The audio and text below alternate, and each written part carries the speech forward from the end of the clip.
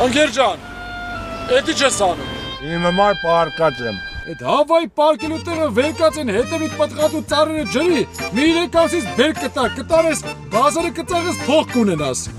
Ինչի մար։ Ասում եմ ինչի մար, այդ փողը կվեկալեր, այս կողքի տարածքն է կաներ, տնկիները կտնկեր, մյուս տարի ավելի շատ բեր կունենայր, կտաներ, բազարը կծախեր, աղագին մեծ կապիտալ կստեղծեիր։ Ինչի մար։ Էլի ասում եմ ինչի մար, այդ կապիտալդ կներդներ, այն հետևի տարածքը կառներ, էլի ծառ կտնկեր, 2 հեկտար բերքատու հող կունենայր, պլյուս էլ մի քիչ փող կմնար տեխնիկա կառներ, որ այդ բերքը ավելի հեշտ լեր հավաքելը։ Բայց ինչի մար։ Նրա համար, որ բերքը հավաքի տեմպերը մեծանա, կողքն մի հատ գործարան կդնես, այդ բերքը կողես այդ գործարան, սոկ կանես, կամպոտ կանես, վարենի կանես, ջեմ կանես։ Ինչի մար։ Արա,